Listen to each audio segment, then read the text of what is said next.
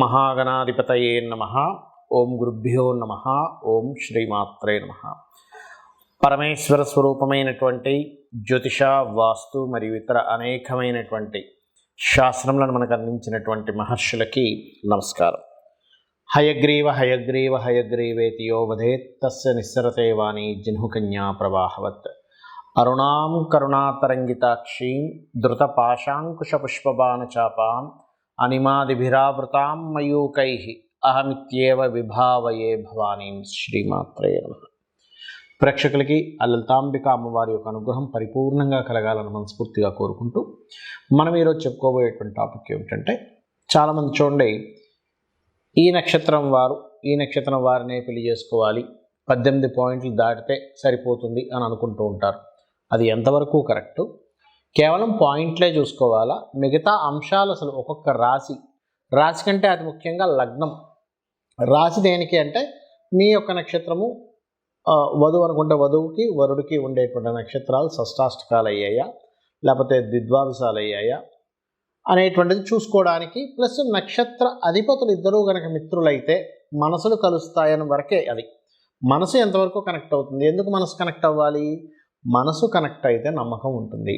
నమ్మకం ఉన్నప్పుడు అవతల వాళ్ళు చెప్పేటువంటిది మనకి నమ్మశక్యంగా ఉండడం వల్ల కొంచెం వాళ్ళ జీవితం సాగుతుంది అనేటువంటి దానికి మాత్రమే నక్షత్రం, కానీ మిగతా అన్ని అంశాలకి నక్షత్రం కాదు.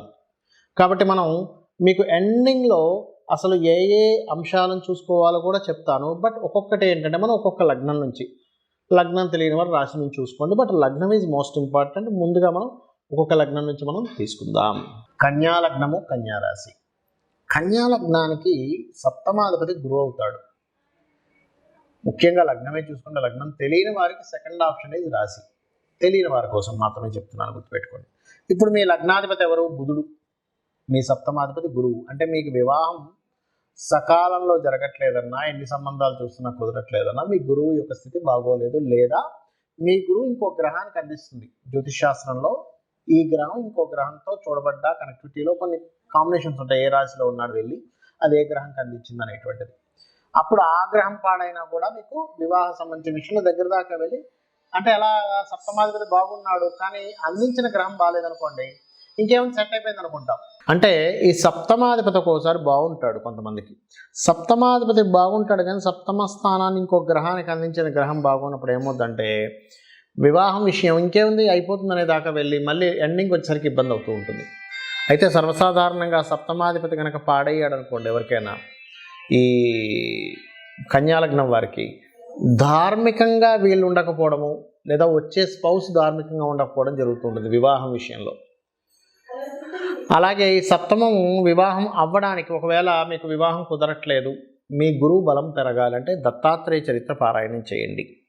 అలాగే గురుగ్రహం దగ్గర, రాహుగ్రహం దగ్గర, కేతుగ్రహం దగ్గర దీపారాధన చేయండి. మరి వివాహము, దాని తర్వాత సంతాన స్థానాన్ని మనకి శని భగవానుడు రూల్ చేస్తూ ఉంటాడు. జనరల్గా తీసుకుంటే ఇది కన్యాలగ్నం వారికి శని రూల్ చేస్తూ, శని భగవానుడు ఇంకో గ్రహానికి ఏదైనా అందిస్తే ఆ గ్రహం కూడా ఒక్కోసారి అది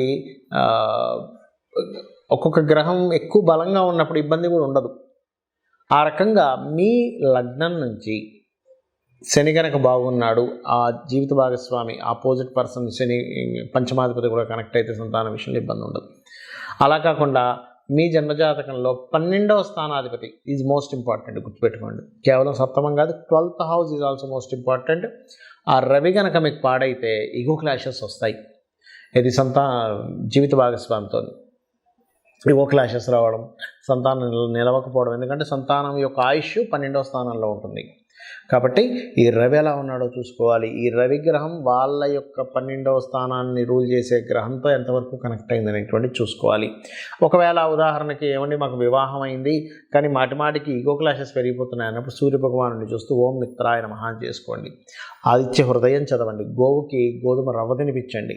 అలాగే మరొక విషయం ఏంటంటే, నవగ్రహాల్లో రవి, రాహు, శని గ్రహాల దగ్గర దీపారాధన చేయండి. దీంతోపాటు వివాహమే అవ్వట్లేదు, కుదరట్లేదు అనుకునేటువంటి వారు ఓం కామేశబద్ధ మాంగళ్య సూత్రశోభిత కందరాయ నమః అనేది చేసుకోవాలి. ఒకవేళ క్లాషెస్ వస్తుంటే కనుక వివాహం అయ్యి ఓం శివకామేశ్వరాంకస్త శివా స్వాధీన వల్లభాయ నమః చేసుకోండి. అన్ని విధాలు బాగుంటుంది. అయితే ఇక్కడ నేను ఆఖరిలో ఇంకేమేమి చూసుకోవాలో చెప్తానన్నాను కదా. మొట్టమొదటి మీరు గుర్తుపెట్టుకోండి, ఎప్పుడు కూడా చంద్ర నక్షత్రాధిపతులు మిత్రులు అవ్వాలి. చంద్ర నక్షత్రాధిపతులు మిత్రులు అయ్యారు చూసుకోండి. కేవలం 18 పాయింట్లు మాత్రమే కాదు, ఇది బాగా అర్థం చేసుకోండి.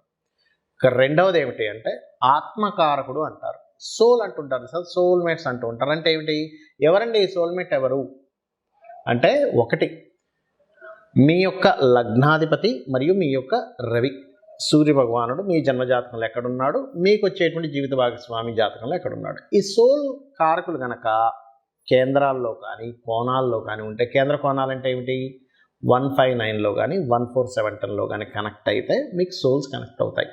ఇంకా బాగా కనెక్టివిటీ అంటే ఉన్న నక్షత్రాలు ఇంకా బాగా కలిసి ఇంకా బాగా కనెక్టివిటీ అనేటువంటిది ఏర్పడుతుంది. రైట్. ఇక ముఖ్యంగా దీంతో పాటు ఆకర్షణాకారకులు అంటారు. అంటే ఆకర్షణ ఇచ్చేది ఎవరు, ఎవరికైనా సరే చూడండి జన్మజాతకంలో వాళ్ళు దాని పట్ల ఆకర్షణ పడుతున్నారంటే శుక్రకుజుల యొక్క సంబంధం. అంటే మీ యొక్క జాతకంలో మీ యొక్క జీవిత భాగస్వామి చేసుకోబోయే అమ్మాయి యొక్క జాతకంలో శుక్రుడు కుజుడు ఎక్కడున్నాడో చూసుకోండి. అంటే ఏమిటి, మీ శుక్రుడికి ఆ అమ్మాయి కుజుడికి, ఆ అమ్మాయి కుజుడికి మీ శుక్రుడికి. శుక్రకుజులు ఏంటంటే ఆకర్షణ ఇచ్చేవారు, ఒకరి పట్ల ఒకరికి ఆకర్షణ అనమాట. అంటే ఆకర్షణ ఉంటే ఎలా ఉంటుందంటే, ఒక చైర్ బయట కనబడింది, అబ్బాయి వెళ్తున్నాడు అనుకోండి, అబ్బాయి ఈ చైర్ మా జీవిత భాగస్వామికి అయితే బాగుంటుంది, నా అబ్బాయికి థాట్ వస్తుంది. అదేవిధంగా ఆ అమ్మాయి ఆఫీస్కి వెళ్తుంది, చొక్కా చూసింది, అబ్బా మా వారికి అయితే ఈ చొక్కా బాగుంటుందని థాట్ వస్తుంది ఆ అమ్మాయికి. అలాగే అదనే కాదు, ఒక కూర, అబ్బా ఇది మా వారికి బాగా ఇష్టం కదా, ఈ కూర వింటి పెట్టి నేను ఆనందింపజేసేలా చేస్తాను అంటే ఏంటి, శుక్రకుజులు కనెక్ట్ అయితే ఏమవుతుందంటే అవతల వాళ్ళు ఆనందించడానికి, నవ్వడానికి, అంటే హ్యాపీగా ఉండడానికి నేనేం చేయాలనే తపన పెరుగుతూ ఉంటుంది. దాని ఆకర్షణ ఉంటేనే జరుగుతుంది. అది మనసులు కలిస్తే ఏమో నమ్మకం పెరుగుతుంది, ఇదేమో ఇది. అలాగే ఆత్మకారకుడు కనెక్ట్ అయితేనేమో సోల్ కనెక్టివిటీస్ అంటారు.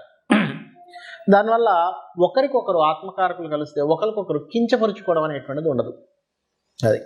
ఇక 4వ పాయింట్ ఏమిటి అని చెప్పి చూసుకున్నట్లయితే బుధుడు చూసుకోవాలి. అంటే ఏంటి, బుద్ధికారకుడు, వాక్కుకారకుడు, కమ్యూనికేషన్స్ కారకుడు అయిన బుధుడు ఎక్కడున్నాడు. ఇద్దరి జన్మజాతక చక్రాల్లో కేంద్రాల్లో కోణాల్లో కనెక్టివిటీ అయ్యిందా బుధుడు, వీళ్ళిద్దరి మధ్య ఏమవుతుంది అంటే, ఇక్కడ ఏంటంటే ఇండివిజువల్గా బుధుడు ఎలా ఉన్నాడో చూసుకోవాలి, కనెక్ట్ అయిందో లేదో కూడా చూసుకోవాలి. ఇండివిజువల్గా గ్రహం ఎలా ఉందో చూసుకోవాలి, కనెక్ట్ అయిందో లేదో చూసుకోవాలి. ఇది చాలా ముఖ్యమైనటువంటి అంశం. ఇండివిజువల్గా ఎలా ఉంది బుధుడు బాగుంటే వీళ్ళకి వాక్కు బాగుంటుంది, అంటే ఇష్టం వచ్చినట్టుగా మాట్లాడరు, కమ్యూనికేషన్ కరెక్ట్గా చేస్తారు. ఇప్పుడు ఇద్దరు వివాహం పెళ్లి చేసుకున్నారు, వాళ్ళిద్దరి మధ్యన బుధుడు బాగున్నాడు అనుకోండి, వాళ్ళిద్దరి మధ్యన కమ్యూనికేషన్స్ అంటే ఒకళ్ళు చెప్పేది ఒకళ్ళు వింటారు. కొన్నిసార్లు కొంతమంది జాతకాల్లో బుధుడు విపరీతంగా నీచ స్థానంలోకి వెళ్ళిపోయి కుజుడితో కనెక్ట్ అయిపోతున్నప్పుడు ఏమవుతుందంటే వాదిస్తూ ఉంటారు, అర్థం కాదు అయ్యి బాబు ఏమిటి వాదన అనిపిస్తూ ఉంటుంది. కాబట్టి బుధుడు చూసుకోవాలి. దాని తర్వాత చూసుకోవాల్సిన అంశం ఏమిటి అంటే, ఇక్కడ మీరు చూడాల్సింది గురువు, జీవులు, జీవకారకులు అంటారు నాడే ఆస్ట్రాలజీలో. అంటే జీవులు కనెక్టివిటీ వీటికి కూడా బాగుందనుకోండి, వీరిద్దరు ఏమవుతారు, కలకాలం కాస్త కలిసి ఉంటారు. కలిసి ఉండడానికి కేవలం జీవులు మాత్రమే కాదు, 12వ స్థానాధిపతి ఎలా ఉన్నాడో ప్రధానంగా తీసుకోవాలి. 12వ స్థానాధిపతి కనుక 2వ వివాహ కారకత్వంలోకి వెళ్ళున్నాడు అనుకోండి, 12వ స్థానాధిపతి 12వ కారకత్వాన్ని ఇంకో గ్రహం పొందుతుంది. పరాశర మహర్షి మనకు చెప్పిన శ్లోకంలో ఆత్మ సంబంధినో ఏచ ఏ నిజస ధార్మిణ దశాంతర్దశాశ్వేవ దిశంతి స్వదశాఫలం. అంటే ఆత్మ సంబంధం చేత దశా ఫలితాలు ఎలా ఇస్తుంటాయో మనకి ఆత్మ సంబంధం చేత ఆ దశా ఫలితాలు వస్తుంటాయని చెప్పాడు. అలాగే ఈ గ్రహాలు కూడా ఏంటంటే తన ఫలితం తను ఇవ్వకుండా ఇంకోరికి ఇస్తూ ఉంటుందన్నమాట, ఆ రకంగా. అదేవిధంగా శని కర్మకారకులు ఎలా కనెక్ట్ అయ్యారు అంటే, ఇద్దరికి శని కర్మకారకులు కేంద్ర కోణాల్లో ఉన్నారా, దిగ్ద్వాదశాల్లో ఉన్నారా, షష్టాష్టకాల్లో ఉన్నారా చూసుకోవాలి. కేవలం చంద్రుడు ఒకటే కాదు, ఇవి కూడా చూసుకోవాలి. అలాగే రాహువు కేతువు అంటే కాలానికి మోక్షానికి కారకులు. అంటే కాలంలో వీళ్ళ యొక్క ప్రయాణం ఎలా జరుగుతుంది, రాహు ఈ మోక్ష సంబంధంగా వీళ్ళిద్దరు ఒకరికొకరు తోడ్పడడం వల్ల ఒకరికొకరు ఎలా అంటే, ఇప్పుడు చూడండి మోక్ష సంబంధంగా అంటే ఏంటి, స్పిరిచువల్ రిలేటెడ్ సంబంధించిన విషయాల్లో వీళ్ళిద్దరికి ఎంతవరకు కనెక్ట్ అవుతుంది. అది ఇండివిజువల్గా స్పిరిచువాలిటీ ఉండే యోగం ఉంటుంది, ఇద్దరికి కనెక్ట్ అయ్యేది ఉంటుంది. అందుకే చూడండి కొంతమంది ఇళ్లలో ఆ భార్య ఏమో పూజ చేసుకుంటా అంటే విష్ణు సహస్రనామాలో, లలిత సహస్రనామాలో, లేకపోతే ఏదైనా ఒక చిన్న పూజ చేసుకుంటా అంటే భర్త ఒప్పుకోడు కొన్నిసార్లు, లేదా భర్త చేసుకుంటా అంటే భార్య ఒప్పుకోదు. ఎందుకు అంటే వాళ్ళిద్దరి మధ్య స్పిరిచువల్ రిలేటెడ్ సంబంధించిన కనెక్టివిటీ సరిగా లేదు.